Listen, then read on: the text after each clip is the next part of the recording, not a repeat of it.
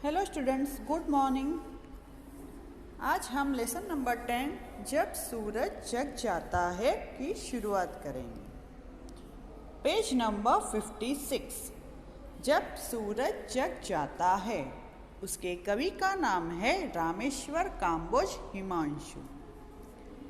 इस कविता में सूरज की सुबह से लेकर शाम तक की यात्रा के बारे में बताते हुए हमें परोपकारी बनने की सीख दी गई है। तो चलो शुरू करते हैं।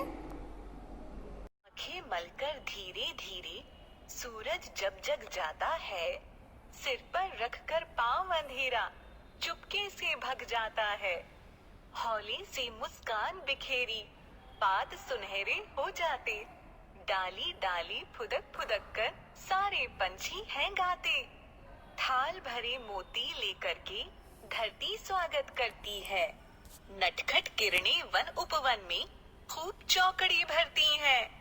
कल कल बहती हुई नदी में सूरज खूब नहाता है, कभी तैरता है लहरों पर डुबकी कभी लगाता है।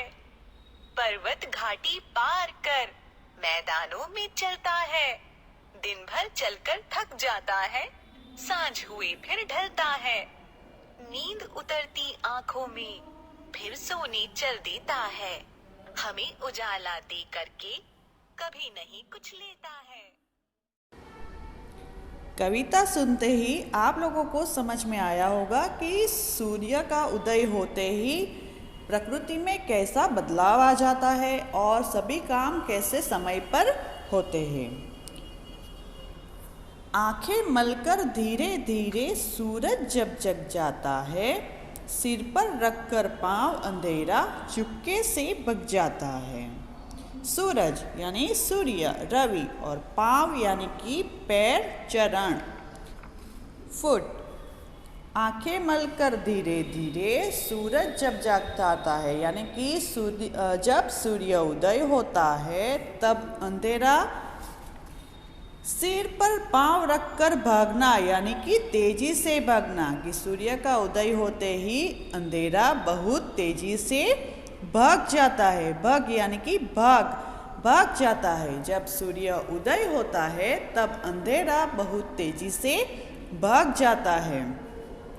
होले से मुस्कान बिखेरी पात सुनहरे हो जाते, डाली डाली फुदक फुदक कर सारे पंछी है गाते। पात यानी कि पत्ते, लीफ, और पंछी यानी कि पक्षी।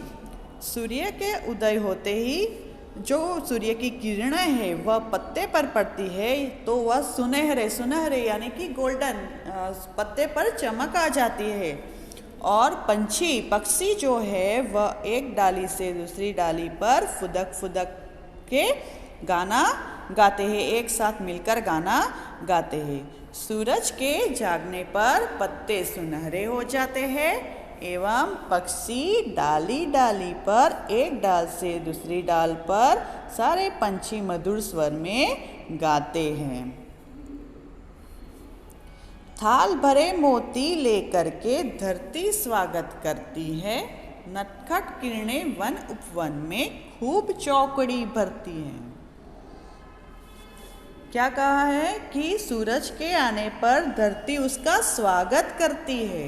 मोती के थाल से स्वागत करना यानी कि जो सूर्य की किरणें है वो धरती पर बिखेर जाती है। वो सुबह सुबह जो किरणें बिखरती है उसके लिए वह धरती उसका स्वागत करती है। और नटखट किरणें वन उपवन में बागों में सभी जगह खूब चौकड़ी भरती है। चौकड़ी बनना यानी कि छलांग लगाना, कि जो किरणें हैं सूरज की वह वन उपवन में दूर दूर तक फैल जाती है।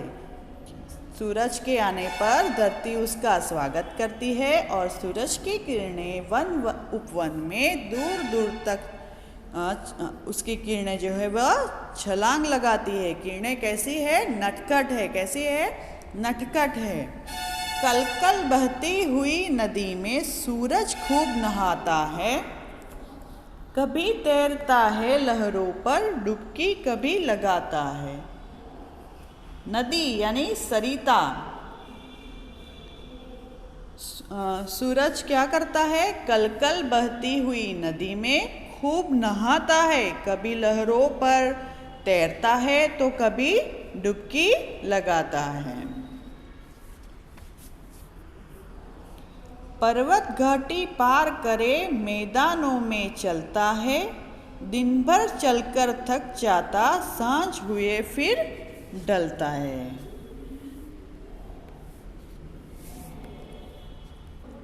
सूरज पर्वत घाटी और मैदानों में चलता है, यानी कि सूरज का जो प्रकाश है वह पर्वत घाटी एवं मैदान हर जगह पे फैलता है। दिन भर चलकर थक जाता, सांझ हुए फिर ढलता है।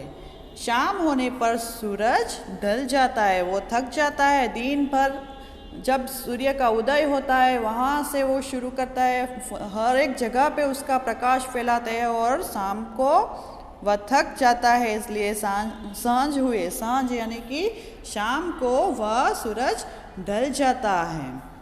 नींद उतरती आँखों में फिर सोने चल देता है, हमें उजाला दे करके कभी नहीं कुछ लेता है। रात होते ही उसे नींद आ जाती है और वह सोने के लिए चला जाता है, यानी कि सूर्य अस्त हो जाता है और हमें पूरे दिन उजाला देकर खुशियों से भर देता है। और बदले में वह हमसे कुछ लेता है? नहीं, कुछ भी हमसे नहीं लेता है और हमें पूरा दिन उजाला देकर खुशियों से भर देता है। तो स्टूडेंट्स, यहाँ पे इस कविता में, यानी कि उसके कवि कौन है? रामेश्वर काम्बोज हिमांशु।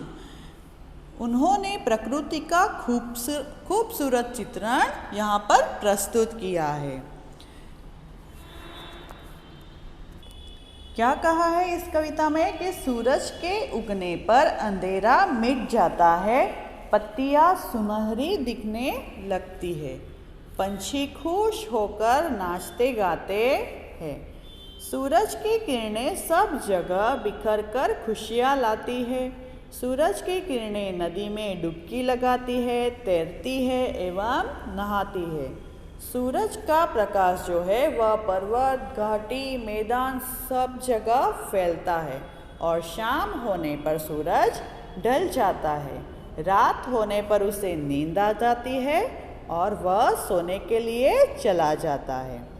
हमें पूरा दिन उजाला देकर खुशियों से भर देता है, परंतु बदले में हमसे कुछ नहीं लेता है। यहाँ पर कवि ने प्रकृति में ईश्वर ने कितनी खूबसूरती दी है। सभी काम समय पर होते हैं, नदी नाले पशु पक्षी सब अपनी गति से चलते हैं, उसका वर्णन बहुत अच्छे से किया है। हमें भी प्रकृति से बहुत कुछ सीखने को मिलता है। जिस प्रकार प्रकृति में सूरज, चांद, पेड़ पौधे, पक्षियाँ बिना किसी मांग के हमारा उपकार करते रहते हैं, वैसे ही हमें भी हमारे जीवन में परोपकार की भावना अपनानी चाहिए। हमें भी परोपकार की भावना खुद में भरनी चाहिए। तो इस कविता से हमें क्या सीख मिलती है? तो इस कविता से हमें सीख मिलती है कि सूरज की यात्रा हमें क्या सीख देती है? तो हमें बिना बदले में कुछ मांगे उपकार करते रहना चाहिए। Thank you.